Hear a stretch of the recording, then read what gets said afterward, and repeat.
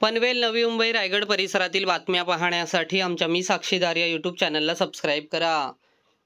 पनवेल तालुक्यातील नेरे गावामध्ये चोरांचा वावर वाढू लागला आहे। नेरे गावातील गावदेवी मंदिरातील समई चोरी आणि रोख रकमेची चोरीची घटना ताजी असतानाच पुन्हा एकदा चोरांनी आपले लक्ष बंद घरांकडे वळवले आहे। चोरांनी नेरे परिसरातील तब्बल 3 घरे फोडली असून त्यातून लाखोंचा मुद्देमाल लंपास केला आहे। या प्रकरणी चोरांविरोधात पनवेल तालुका पोलीस ठाण्यात गुन्हा दाखल करण्यात आला।